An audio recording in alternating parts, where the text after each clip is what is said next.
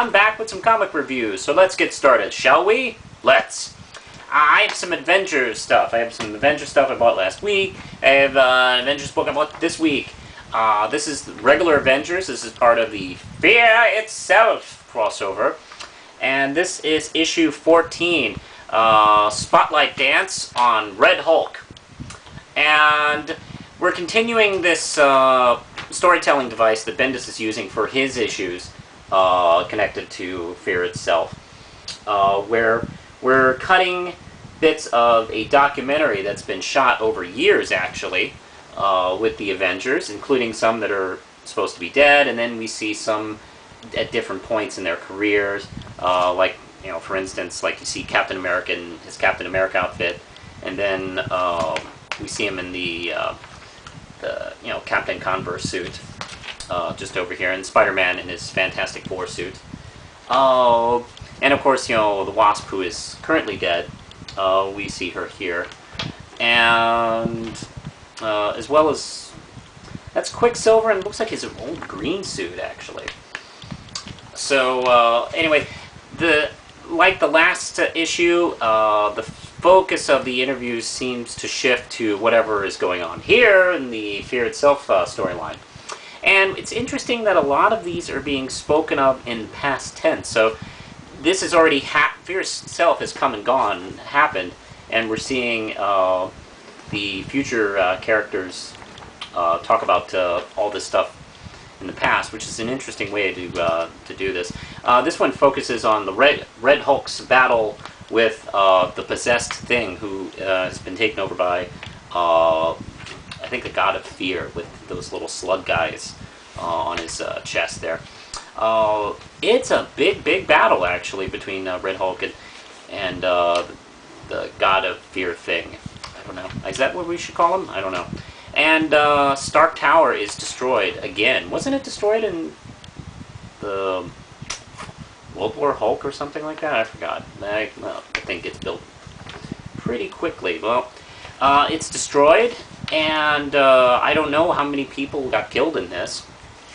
This is John Romita Jr., by the way, who also famously drew the 9/11 Spider-Man comic. So you can definitely see like the weight and the power of something like that happening in this issue. And you know what? I can't help but notice that every issue the Red Hulk shows up in Bendis' run, he gets his fucking ass kicked. It's really funny, because I mean, Jeff Loeb, when he created him, the Red Hulk could beat God. He could punch the universe. I mean, he could. It was just the most powerful thing ever. And he shows up in Bendis' book, and he gets the shit beat out of him every time. This is pretty good. I'm going to give this a nice strong 4 Ram chips. Over here in New Avengers, this is the conclusion of the current storyline. This is Brian Michael Bendis, Mike Deodato, and Howard Chaykin with the flashback pages. And this has to do with the New Avengers seeking out and trying to bring out the remaining soldiers of Hammer, which was Osborn's little pet project that he was putting together. And they're still working long after Osborn's been put in prison. And of course that, in the first chapter, went awry, and Mockingbird got shot, and she's on death's door. Meanwhile, we're going back in time, and what's interesting is the flashback subplot with Nick Fury and his group of Avengers back in 1959 seeking out the Red Skull. It hasn't seemed like it's had anything to do with this particular plot line. They've been very kind of running parallel, not really touching each other. And they do, in this issue, finally really seriously at the end. And it's fairly unexpected, actually. I'm not going to say what happens, but I really didn't see that kind of plot twist happening. Frankly, all I don't know. I suspected that the story was going to go one way, and it goes this other way. And I gotta say, there's some really terrific dialogue here, because Ben Grimm blames himself for Mockingbird getting shot, because he's the one who rushed into the situation, and as far as he was concerned, caused it. There's some quite good action stuff here. This villain, Supriya, I think her name is. Stupid name, but very cool villain. I've dug this. This is my favorite Avengers book so far. Out of the 3, this has been top notch. This is 5 RAM chips. I highly recommend it. If you're buying 1 or 2 of the Avengers books, you're missing out by not getting this one. Daredevil Reborn. This is the last issue, issue 4. Written by Andy Diggle and drawn by David Giafilins. I know I mangled that name. I apologize. Anyway, as you noticed, this issue came out weeks ago, and I just decided to pick it up. Frankly, because I've been fairly disappointed by this series so far. It had a lot going for it, with supposedly being Matt Murdock's redemption, or at least him finding himself the will to keep fighting crime as Daredevil again. And it's a very, very 80s TV show plot. I mean, this is right out of Master Ninja.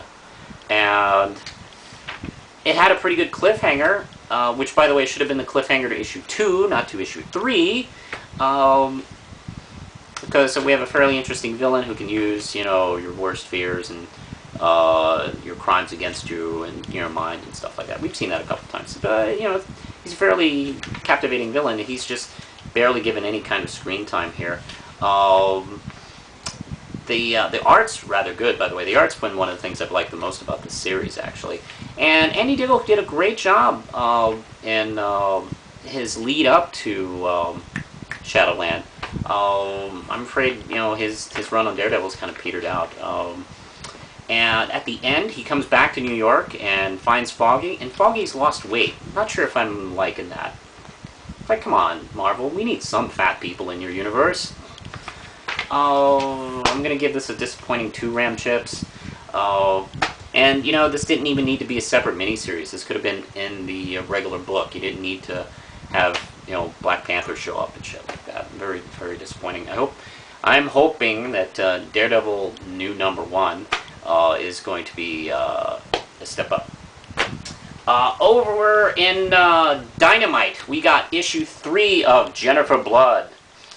And it's written by Garth Ennis. And, let's see, Bautista doing the art.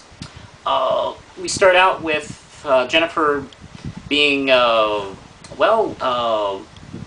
propositioned at a, at a neighborhood picnic or something. Like, the new neighbor is a fucking asshole. She thinks at first, like, oh, I could, like, destroy this person. Then she realizes, well, wait, that totally blew my cover. So she acts all girly and screams mouse and gets everybody into the room, which is an embarrassing moment for him. So she's rather smart as to the way she handled that situation, even though she thought about brutalizing him horribly. Meanwhile, we get to a little more meat into what's going on as far as who she's killing off and why. And she finds her next victim and does something really, really horrible to him. Let's just say intestines. I'm going to give this a nice 4 RAM chips. The intestine bit at the end was pure Garth Ennis. Thank you, Mr. Ennis. You don't disappoint. I'm going to move on. Now over to DC, and here's Birds of Prey. Here's the second part of the Hostile Takeover story, part 2 of 2.